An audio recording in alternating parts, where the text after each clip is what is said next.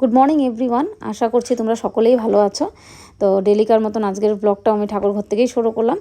আর আজকে লোকনাথ বাবার পুজো, তো আমার বাড়িতে বাৎসরিক লোকনাথ বাবার পুজো হয়। তো আমি বাবাকে স্নান করিয়ে দিলাম। স্নান করিয়ে এখানে দেখো ভোগের সব প্রিপারেশন চলছে। তো সবাই এখানে সবজি টবজি সব বানিয়ে নিয়েছে, আর এখানে ভোগের রান্না বসিয়ে দিয়েছে। এখানে পায়েস হচ্ছে, ভাজি হচ্ছে, দেখো তোমরা সবাই এখানে সব রকমের ভোগ রান্না হচ্ছে। আর এখানে সব ঠাকুরের ফল টল কেটে নিচ্ছে। ঠাকুরমশাই চলে এসছে, এখানে নারায়ণ পূজা হবে আর লোকনাথ বাবার পুজো হবে। তো এখানে ঠাকুরমশাই পুজোয় বসে গেছে। এখানে নারায়ণ পূজা হয়ে গেছে, লোকনাথ বাবার পুজোয় বসেছে।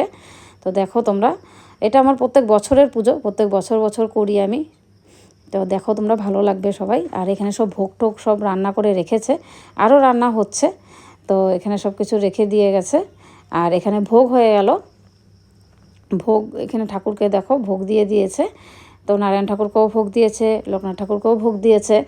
তো তোমরা সবাই ভোগ দর্শন করো, ভোগ দর্শনে দুর্ভোগ কাটে। আর এখানে যজ্ঞ শুরু হয়ে গেল, তো যজ্ঞ হচ্ছে।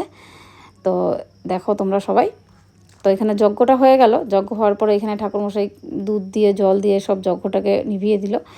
তারপরে এখানে আজকে আমার ঠাকুর ঘরেও ভোগ হয়ে গেল, আজকে গোপালকেও ভোগ দেওয়া হয়েছে। আর এখানে রাতের প্রিপারেশনও শুরু হয়ে গেছে।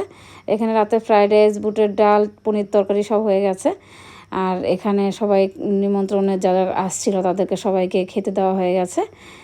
দেখো, আর এখানে আজকে ঠাকুর ঘরটা দেখিয়ে, বাবাকে দেখিয়ে আজকের ভিডিওটা এখানেই শেষ করলাম। ভালো লাগলে লাইক কমেন্ট শেয়ার করে দিও। টাটা।